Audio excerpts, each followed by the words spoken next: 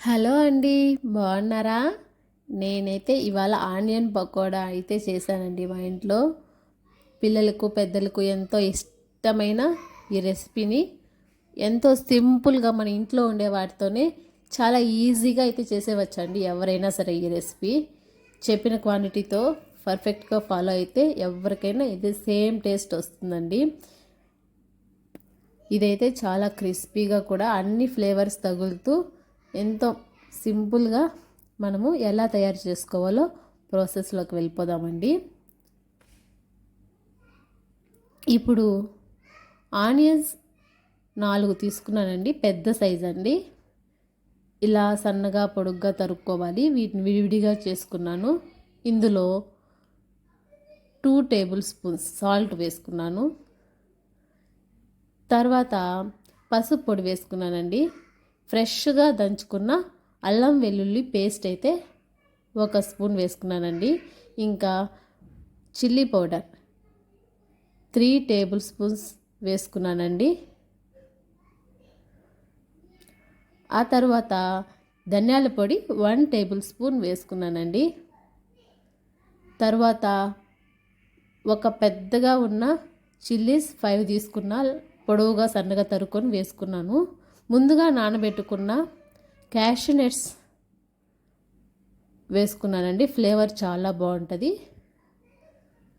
So ఆ taste కోసం జీరా powder 1/2 table spoon వేసుకున్నానండి. అలాగే బేసన్ ఈ కప్తో 3 కప్పులు వేసుకున్నా. అదే అండి, శనగపిండి 3 కప్పులు వేసుకున్నా. బియ్యం పిండి 5 స్పూన్స్ అయితే వేసుకున్నానండి. క్రిస్పీనెస్ కోసం బియ్యం పిండి వేసుకోవాలండి. క్రిస్పీగా బాగా వస్తుంది, క్రంచీగా తినడానికి. వీటినన్నిటినీ బాగా కలుపుకోవాలండి. వాటర్ అయితే యాడ్ చేయొద్దు. ఇప్పుడు బాగా ఫస్ట్ ఆ ఆనియన్స్తో ఉన్న వాటర్ అంతా వస్తుందండి. సో ఆ వాటరే మనకి సరిపోతుంది. లేదు కొంచెం గట్టిగా ఉందనిపిస్తే జస్ట్ అలా చల్లుకోండి వాటరు, అంతేకాని దీనికి వాటర్ అయితే వేయద్దు.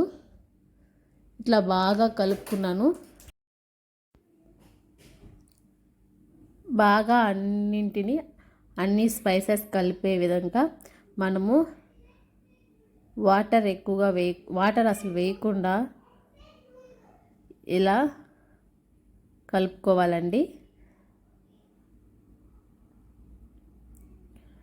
ఇలా చూడండి, జస్ట్ కొంచెం అలా గట్టిగా అనిపిస్తుంది, జస్ట్ అలా కొంచెం చల్లానండి, అంతే అండి.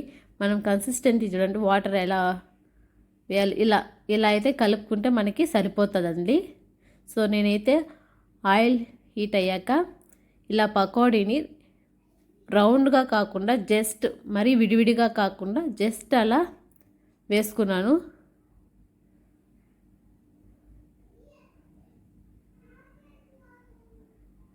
అలా పకోడా లాగా వచ్చేటట్టు షేపు అలా కొంచెం కొంచెం వేసుకున్నానండి.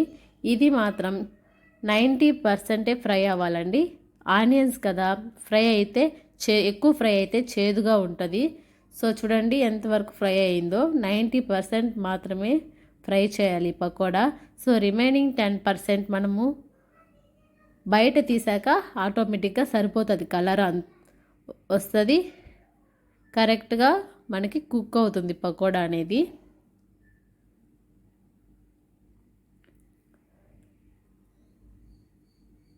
పిల్లలు కూడా ఈ పకోడాని ఇష్టంగా తింటారండి. మనం బయట ఏ ఆయిల్ వాడతారో తెలియదు కదా. సో మనమైతే ఇంట్లో తయారు చేసుకున్నాం అనుకోండి, మనం హ్యాపీగా ఎంజాయ్ చేస్తూ తినచ్చు.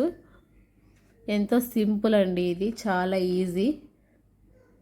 సో దీనికి పెద్దగా ఏమీ కూడా అవసరం ఉండదు. ఇంట్లో ఉన్న ఐటమ్స్తోనే తయారు చేసుకో. చూడండి నా పకోడా ఎలా రెడీ అయిందో. అచ్చు మనం బయట కొన్న పకోడీ లాగా ఉంది కదా. టేస్ట్ కూడా అలానే ఉంటుందండి, చాలా బాగుంటుంది. ఒకసారి ట్రై చేయండి. Please subscribe my channel. Thank you for watching.